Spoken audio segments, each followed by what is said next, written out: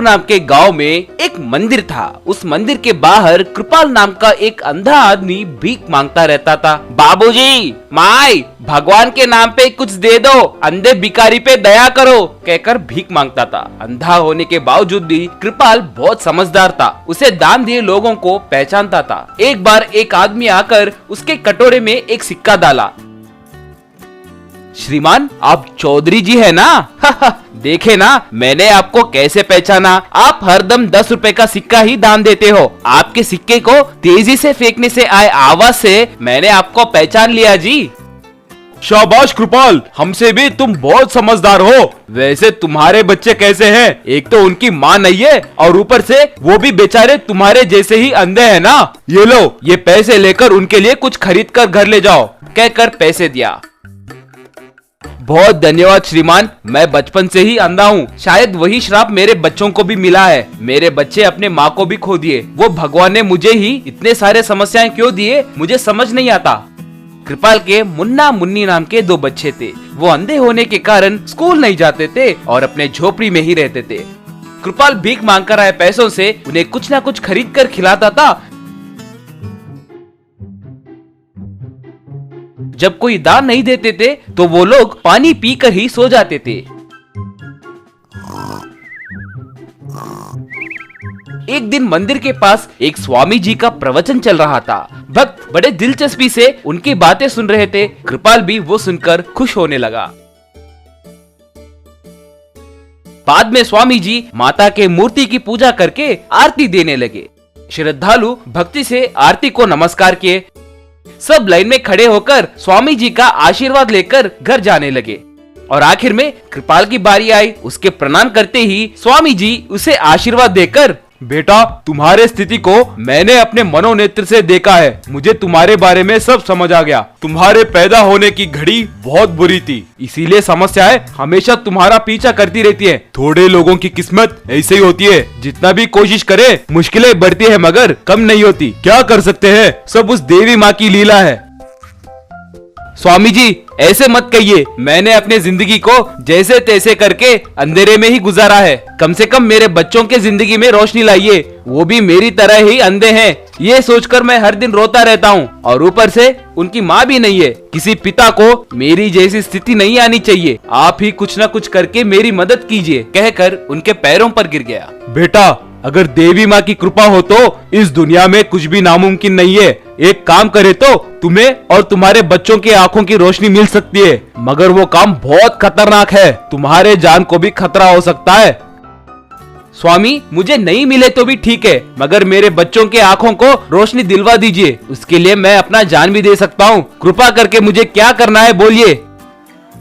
बेटा, इस गांव से उत्तर दिशा में काल भैरव नाम के एक जंगल में एक संतरे का पेड़ है। ठीक दशहरा के महोत्सव के समय उस पेड़ को बहुत सारी शक्तियाँ मिलेंगी, मगर वो शक्तियाँ सिर्फ एक दिन ही रहेंगी। उस दिन उस संतरे के रस को तुम्हारे आंखों में निचोड़ोगे तो तुम्हारे आंखों की रोशनी तुम लोगों को जरूर मिल जाएगी। वो जंगल यहाँ से बहुत दूर है। तुम कैसे जाओगे? अगर गए तो भी उस नदी को पार करना लगभग नामुमकिन है। उसकी गहराई तो कम है, पर उसके अंदर बहुत सारे मगरमच्छ फिरते रहते हैं। उस नदी के अंदर गया कोई भी आदमी जिंदा नहीं बचा। अच्छे से सोचकर एक निर्णय लो। विजयोस्तु, कहकर आशीर्वाद देकर चला गया।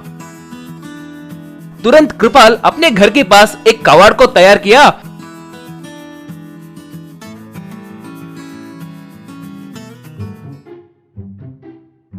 और दोनों बच्चों को उसमें बिठाकर अपने कंधों पे रखा। पिताजी, दसरा के त्योहार आने में और 4 दिन ही बचा है ना, उससे पहले हम वहाँ पहुँच पाएंगे क्या? पिताजी, अगर हमें उन मगरमच्छियों ने पकड़ लिया तो कैसे पिताजी? मुझे बहुत डर लग रहा है पिताजी।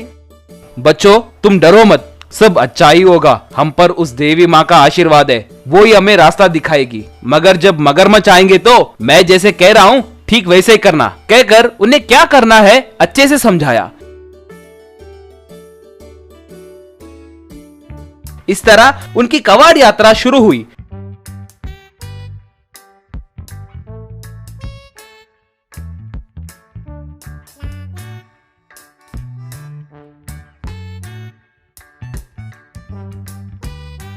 वो हाईवे पर दिन रात मेहनत करके कवाड़ की यात्रा करने लगा।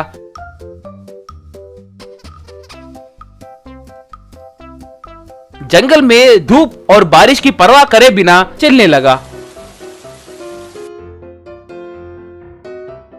और आखिर में नदी के पास पहुंच गया। वहां एक आदमी उन्हें देखकर, अरे भाई साहब, जंगल में रास्ता भटक कर आए हो क्या? उस तरफ मत जाओ, वो नदी बहुत खतरनाक है, लौट कर जाओ।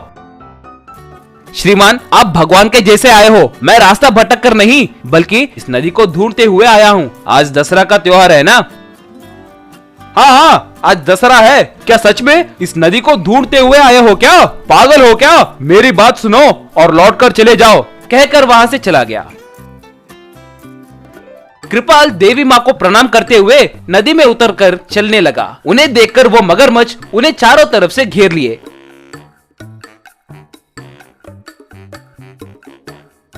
बच्चों, मगरमच्छ की आवाज सुनाई दे रही है, तुरंत मेरे कहे जैसे करो। उस माया पेड़ तक पहुंचने तक मेरे कहे जैसे करते रहना।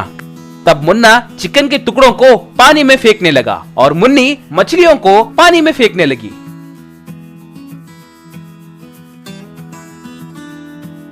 और वो मगरमच्छ उन्हें खाने लगे। ऐसे कृपाल उस पेड़ के पास पहुंच गया।